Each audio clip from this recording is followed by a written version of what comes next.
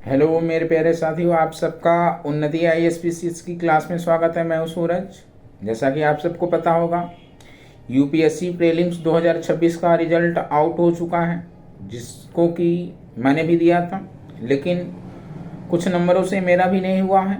ये मेरा दूसरा अटैम्प्ट था और अगला भी अटैम्प्ट देना है आगे। लेकिन मैंने ये चैनल जो बनाया हुआ है उन्नति आईएएस, उन सभी भावी यूपीएससी एस्पिरेंट के लिए जो ग्रामीण पृष्ठभूमि से या जो ऐसे एरिया से आता है जहां उनको कोई बताने वाला नहीं है, सही गाइडेंस देने वाला नहीं है, तो उस लिए हमने ये चैनल बनाया है कि उन सब की हम मदद कर पाए जो लोग यूपीएससी की खास तौर से तैयारी करते हैं। क्योंकि ज़्यादातर लोग जो तैयारी करना चाहते हैं, लेकिन वो उनको या तो इतना डरा दिया जाता है कि जिसके कारण वो डर जाते हैं और यूपीएससी की तैयारी शुरू नहीं कर पाते हैं। तो डरना नहीं है, कोई चीज़ बड़ी इतनी नहीं है कि इंसान की सोच से बड़ी हो जाए या वो कर ना पाए। सब कुछ कर सकते हैं हम लोग, बशर्ते कि हमें ये जानना है, हमें सही रास्ते पता हो और उस रास्ते पर कंटिन्यू चलना और सतत हमें प्रयास करते रहना है, जिसके कारण हम वहां तक पहुंच पाए।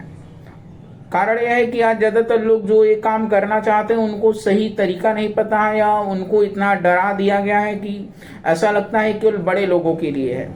दरअसल ये हर किसी के लिए है। बस होता यह है कि उतना सही से लोगों को पता नहीं होता है। खास तौर से उनके लिए दिक्कत ज़्यादा होती है जिनके बैकग्राउंड में कोई ऐसा नहीं है कि जो यूपीएससी या सिविल सर्विसेज एग्जाम की तैयारी किया हो। खैर, ऐसे परिवार में उन लोगों को पता होता है जिनके खास तौर से, या किसी परिवार में कोई तैयारी पहले से ही कर रहा होता है, या जिनके आसपास कोई रिश्तेदार कर रहा होता है, तो उनको ये चीज़ें बड़ी आसानी से पता चल पाती है। लेकिन हम लोग ऐसे तबके से आते हैं यार, मिडिल क्लास से, कि जहाँ पर हमें सही चीज़ें पता नहीं होती, या तो कोई बताने वाला नहीं होता, या बताने वाले भी होते हैं तो उनको उस चीज़ के बारे में सही पता नहीं होता, या उन्होंने कभी वो चीज़ खुद नहीं की है।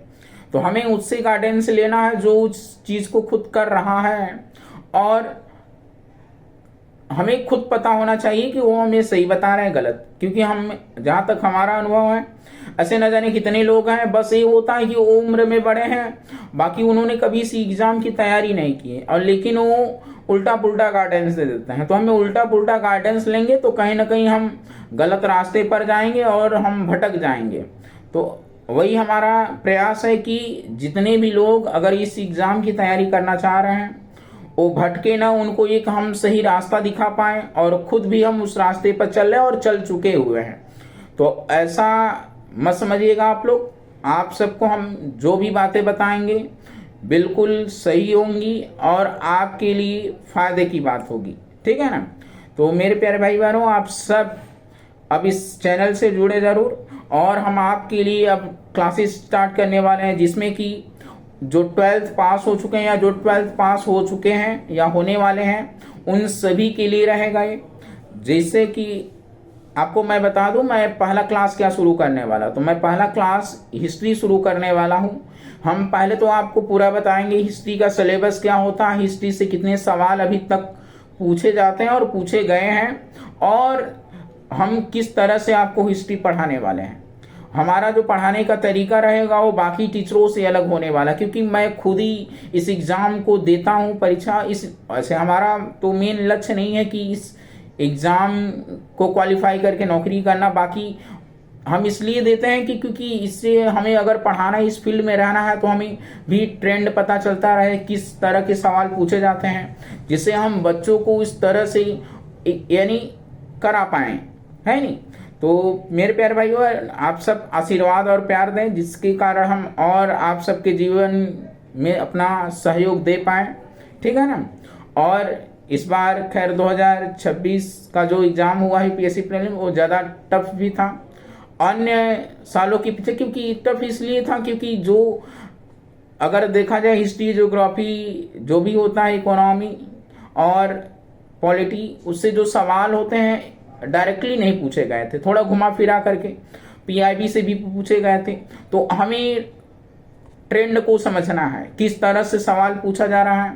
इसके लिए हमें ये जरूरी है कि हम PYQs यानी जो प्रीवियस ईयर क्वेश्चंस हैं उनको देखते रहें, और आगे आने वाले संभावित प्रश्नों पर भी हम लेक्चर के दौरान बात करेंगे कि किस तरह से संभावित प्रश्न बन सकते हैं। कोई भी चैप्टर पढ़ाया जाएगा तो आप सब जरूर इस चैनल से जुड़े और अपनी तैयारी को मजबूती दें। देखिए, परीक्षा ही हमारे जीवन का सब कुछ नहीं है, लेकिन ये एग्ज़ाम की तैयारी हम करते हैं तो बहुत कुछ सिखाता भी है, हमें संयमी रहना बनाता है।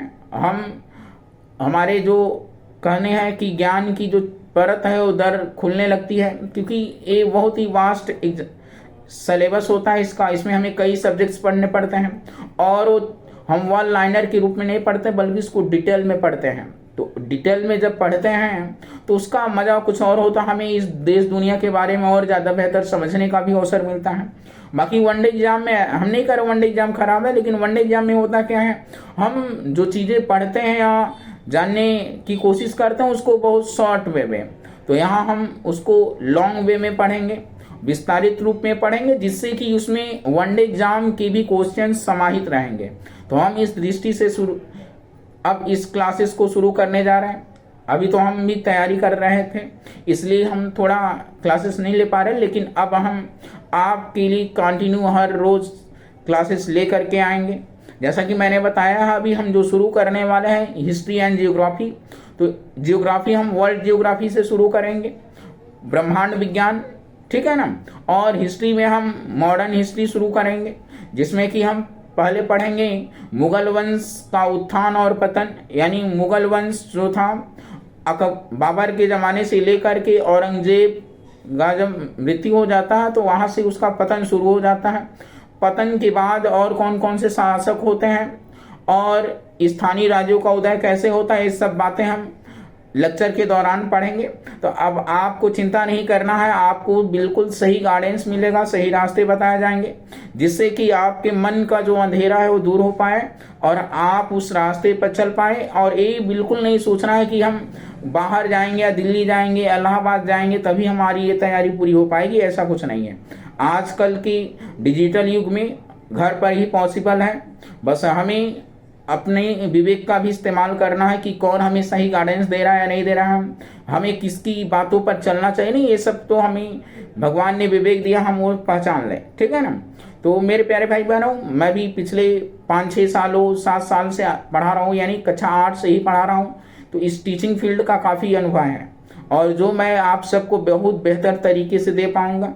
तो आप सब अपना प्यार और भरोसा हमारे ऊपर रखें, जिससे कि हम आपके लिए निरंतर सहयोग देते रहें और बेहतर तरीके से दे पाए, ठीक है ना। तो मिलते हैं हम लोग नेक्स्ट क्लास में, तब तक के लिए आप सब व्यस्त रहें, मस्त रहें और थोड़ा अच्छा काम करते रहें और अच्छी विचारों को पढ़ते रहें, जिससे हमारे चारों ओर का वातावरण अच्छा बनेगा, तो हम अच्छा जरूर बनने का प्रयास करेंगे। धन्यवाद आप सबको, मिलते हैं नेक्स्ट वीडियो में।